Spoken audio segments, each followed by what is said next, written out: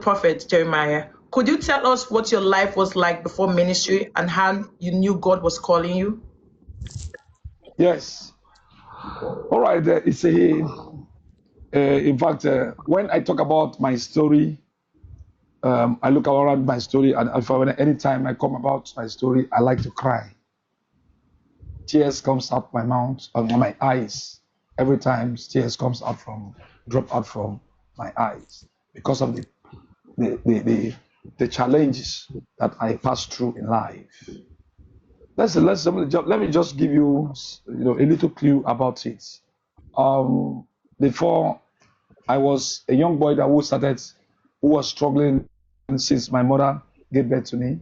I started life in a way that I can also meet up in life. I tried my best in order to meet up in life, but my father gave birth to, you know, a lot of children. I'm from a polygamous family, and my father has seven wives. So these seven wives, even to today, I don't know the number of the children I am. We are so many. So my father trained trained his children to a level. Many of them graduated and also became graduate, and also that's how we started life. During my time, I I stopped right out. I dropped out JSS2. When I was promoted to JSS2, then from there, because of why there was no school fees, my father has no fund to sponsor my my education. So that's how I started life, and that's how everything just go. And I dropped out from school. When I dropped out from school, I started showing film, cinema, cinema.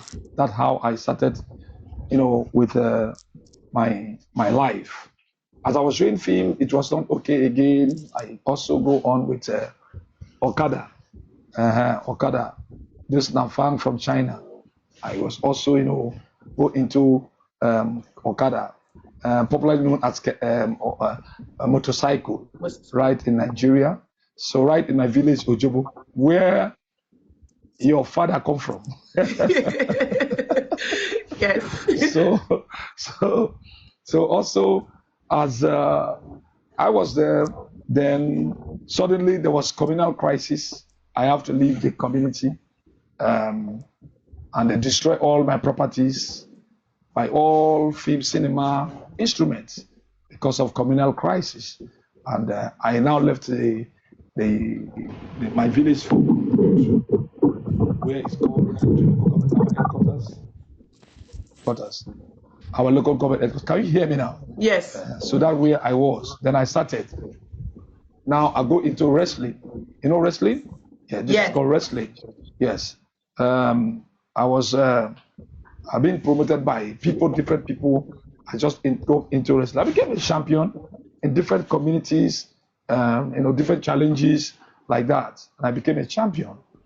That's how I was trying. Then my elder brother started sponsoring me again, open cosmetic supermarkets, and also tablets, and also these tablets, the syrups, and also provisions shop at the supermarket. Something very terrible happened. The first one goes down, the second one goes down, the third one, he said he could not help me again. To an extent, why I said when I talk about my story, I like to cry because of this, because of this. I have no, my elder brother who was just helping me he said he has tried his best as a human. He could not continue to help me again. What about? I have to now be on my own. Myself, I struggle on my own, but there was no head. To an extent, I went to borrow money, different kind of money. And from there, all the total amount was only 50,000 at that time. Very small, little money. But because of that, people were just, chasing me.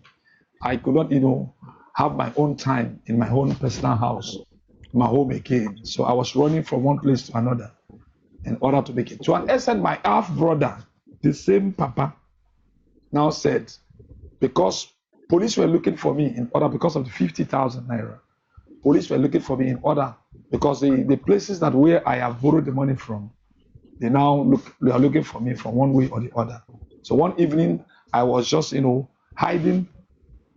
They wanted to come and now, to arrest me because of 50,000 naira. So I just hide back of the shop the place that where I was selling cosmetics.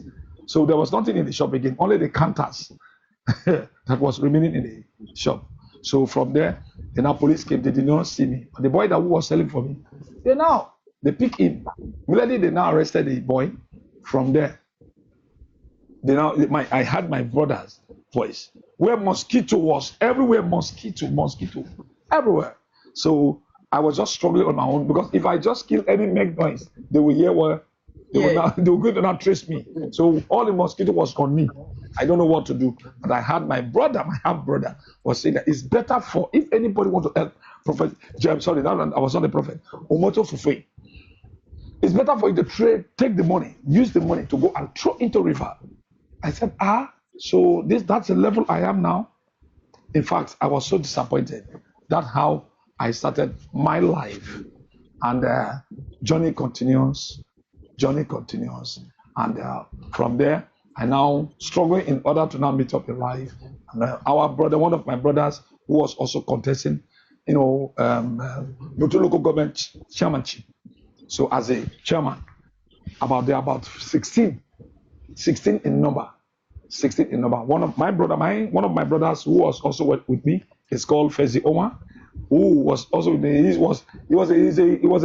was a politician, and that time he was a SDP secretary at that time. Was the youngest secretary at that time in the days of old.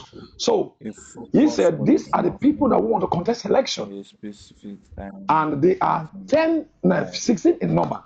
Our brothers, about 3 of them also coming at the same chairmanship. So I said, go, and because of the poverty, the poverty is not ordinary poverty. This is a chronic poverty I'm talking about.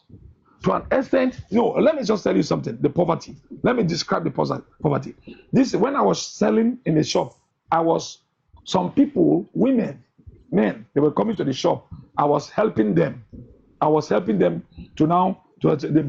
bought in credit and they could not pay. I just canceled them. Delete, forget about it. They came, they bought with credit. They could not pay. To extend my poverty, I have to go, and now those people who could not even pay me, I have to go and now borrow money from those people. Can you see the chronic poverty? Wow. Somebody that you were helping, you also could not even pay debts that's owing you. Then you have to now go and borrow from that person, and that person now started disturbing you. That's what I'm talking about, the chronic poverty where I was. So because of that, God was so kind, and I asked him to go and bring what is called the 16 aspirants from Warri. So when he brought the names, I just carried the names. I said, God, show me the person that will go to win. Then I now became the Lord said, this is the person. I just brought out. I wrote them. I told him to now. He wrote all of them on a piece of papers. And from there, I now said, who is the person going to win? The Lord said, this is the person. Follow this person. And I brought it. I said, brother, let us follow this young man. That's how I follow. We went to Warri, straight to the man's house. Then from there, and he was just a aspirant then. He never win election. And that's how I started. And this man came from Mountain of Fire. So from there, he said, anybody, we are 16 in number in the house. He said, anybody in this house, that before you live with me, you have to go to Mountain of Fire for prayers. Mount of Fire ministry. So if not, no way. So I was the only person in the house that carried everything on my head. So I started going. That's when God started opening my eyes. That's how my life started. God bless you. All right.